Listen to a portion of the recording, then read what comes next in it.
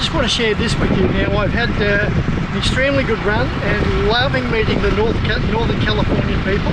They've been very good to me all the way. So today, semi-disaster struck. I'm not sharing it to be, oh well, poor old Paul. There's nothing poor old about me. I'm in America, I'm doing this trip, all self-funded, but hey, that's my choice.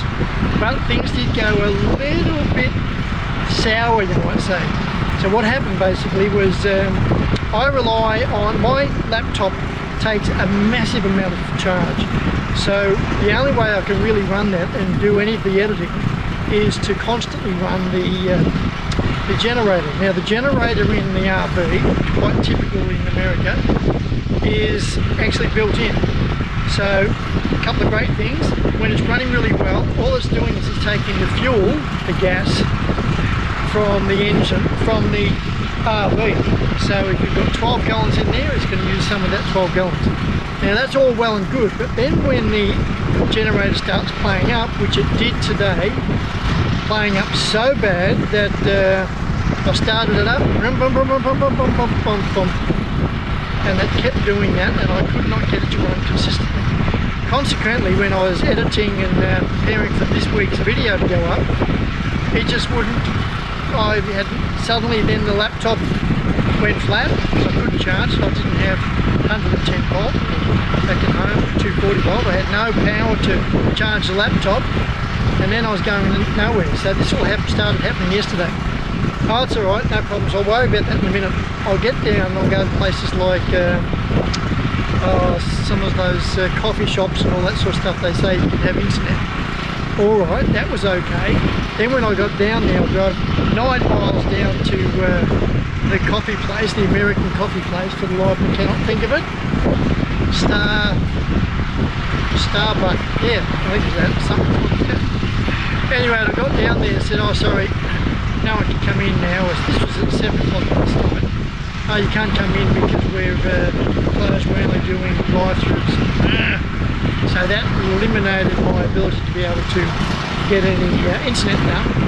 And I was hoping also some places in America, some places in Australia as well, you can actually go in, if you buy, do the right thing, you go in and buy, I'm dribbling over. So if you go in and you buy some goodies, some food or whatever, then you can plug in your laptop and do some work, and then you can, they've got free internet, you can shoot it up online.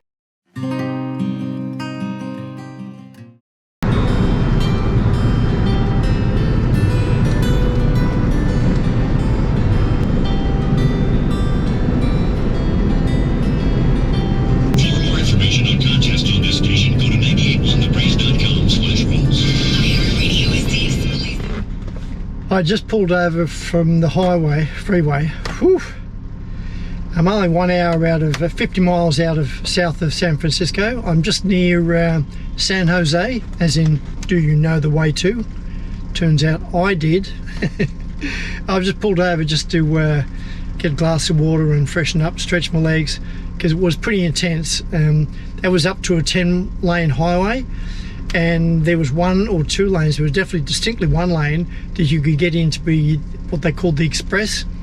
And I'm not sure, but I think you're paying $1.50, between 25 cents and $1.50 per segment, the section that you drove in. And every now and then it would say 50 cents and would say different prices. But that was for the expressway, and that was a lane that you were only allowed to drive in if you, well, were in express mode and didn't want to be disturbed by other people. There was a handful of people there, and some of the people that passed me on, now I'm driving a sort of 50 to 55 miles an hour, so that's about probably between 85 and 95 kilometers an hour, and some cars passed me very, very fast. Now I've seen quite a few highway patrol, but I've never seen anyone sort of pulled up aggressively or anything like that for that sort of speed. And I think from time to time, my guess, they'd probably be doing between 80 and 90 miles an hour. So you know, that's a different thing. The other thing I'd have definitely noticed now is in the San Francisco area, there was quite a lot of, I don't want to call them normal cars, but a whole lot less utes or pickups. Where I've been, some of the places definitely pickup city, and there's lots of pickups and big pickups. but the majority of these cars are kind of pretty normal. I'm parked behind at the moment a Lexus, a little Lexus. Across the road's a Toyota Camry, quite a few of those in the older ones. And the ones that have really astounded me, and I just seem to be seeing them all the time, is the Tesla. There is so many Teslas on the road. So I don't know whether they're still going big in sales, but there must have been a point in time in Northern California that they did some big campaign, and lots of people have got Teslas. So and naturally they're all passing me, because they're allowed to go up to 65 miles an hour sometimes, depending on, sometimes you might even be able to stretch it to 70 miles an hour. But there you go, they're the type of cars around. So I'm just going to stretch my legs here and go and have a look at a couple of salvo shops, because I still need a couple of things for the RV. Stretch my legs, have a couple of drinks of water, and back on the road.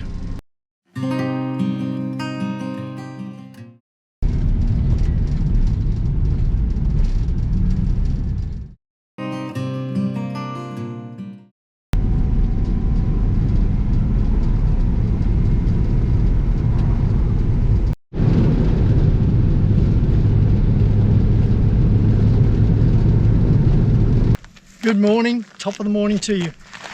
This is my first encounter with a proper structured campsite. So I'm about 2 hours from Yosemite, but this is probably almost as close as I could probably get. I booked this earlier on today and lucky to get in, but this particular one I've got is powered, so I had to pay an extra $10 American. Everything's American. The extra $10, but it was well worth it. But having said that, there is no one. What they do is they rent them out, or when you book them as part of a loop. Now I'm in the C loop. There is no one here. I passed the B loop, the A loop, and the D loop. There's no one there. It might be because it's so hot. Anywho, I'm now going to set up camp and have a few luxuries. Full air conditioning, woohoo! Full power to the laptop, so I'll be able to just get some work done in and air conditioned, hopefully. And I want to fill up my water. Oh, water is the bane of my existence, seriously. Anyhow, I'm going to do all that now, so you can watch some, and I'll try not to bore you with the other. First thing is I'm going to plug in the electricity.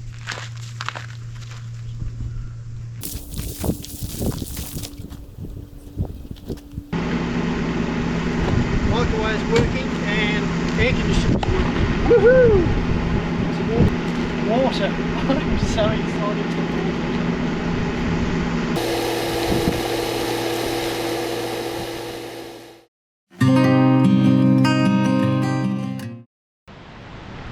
Check this out.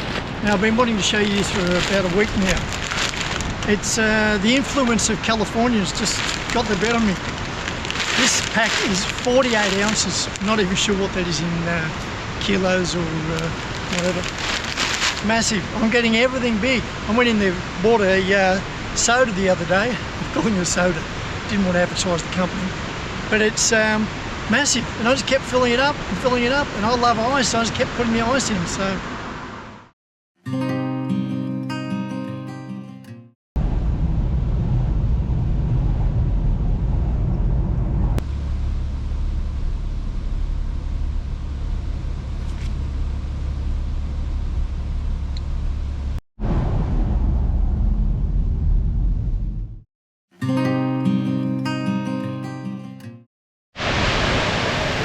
This is the first of a handful of falls in Yosemite. It's called Bridal Vale. Not sure that's how you pronounce it, but certainly Bridal Vale, all one word. Bridal Vale Falls.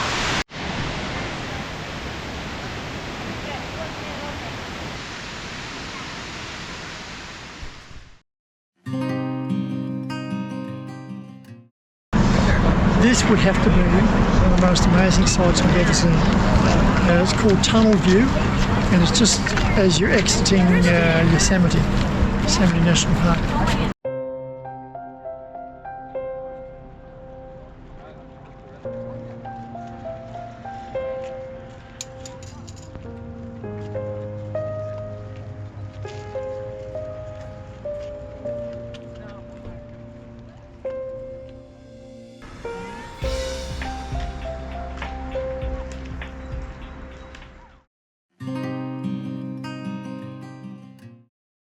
I'm still in Yosemite.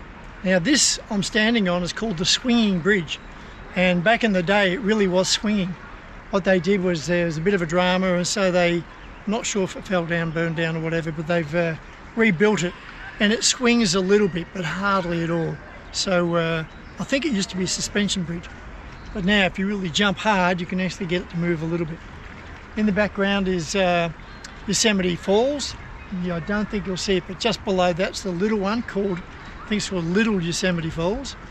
And pretty sure as well, I'm making all these summations, I'm quite confident, this is also called the beach. So kids will come down, or anybody can come down and cool off and swim in the river, so that's quite nice. But this is part of the overall fantastic structure of the area.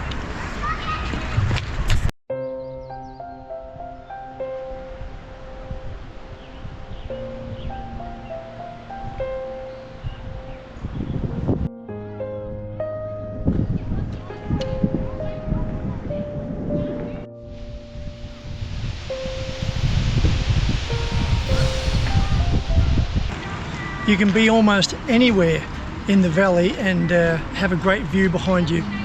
I've just called into the park information. They've given me a host of information about where to go, what to see, and some of the history of the place.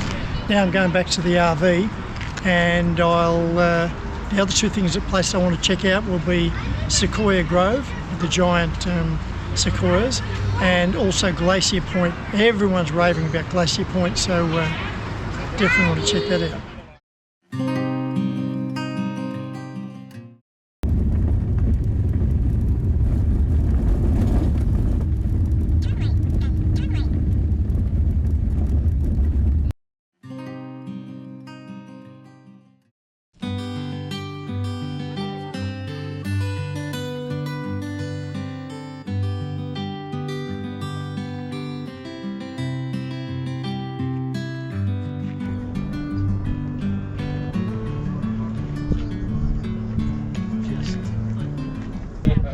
Immediately over my right shoulder is the entire valley where I've come down from, where I've come up from.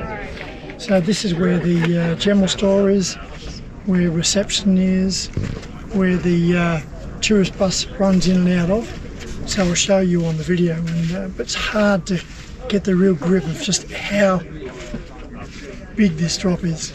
It's massive, and all of this here is granite. And I'm up at the very top, called Glacier Point, and basically this is how the system worked. When the glaciers were passing through, they created the valley, and then about 20,000 years ago that whole area was a lake. The lake dried up and left a nice flat area for which we can see today.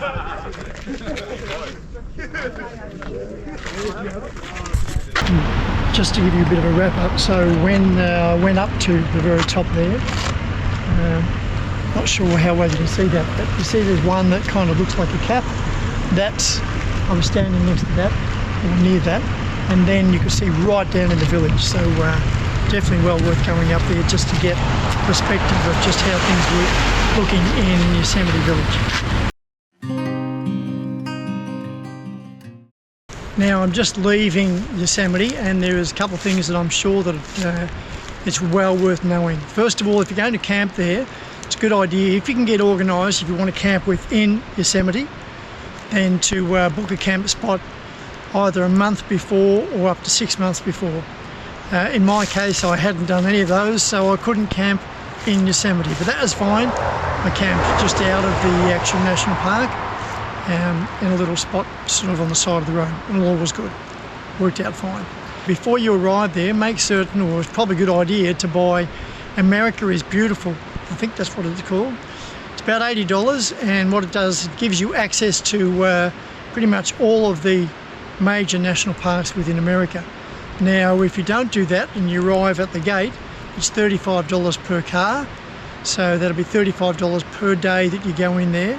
For me, that was 2 days, but I'd already bought the American pass, so it was for free, essentially. And the other thing is, when you get in there, it's probably not a bad idea to park wherever you can find a park, to be honest, but might as well park near the action. The action is Yosemite Village or Yosemite Tourist Office. Park there and do not move the car or the RV if you can help it. From then you can make some inquiries about what tours are available or what's available within the valley. And you can also jump on the free Yosemite shuttle buses. Now that you don't have to fill out any forms, there's no payments, you just, where you go to all, I think there's about 8 or 9 different bus stops. You just make certain you're there. When one arrives, climb on and off you go. And then the bus driver will tell you each of the places where you're going and stopping. And when you're buying your beautiful America's Beautiful Pass, if you've got 6 weeks to wait, that's fine. Otherwise, turn up at a ranger's office and hopefully they'll have one there and you can buy it straight away. So it's $80 for most people. If you're old enough, you can get it for $20 as a senior. They call them golden age people.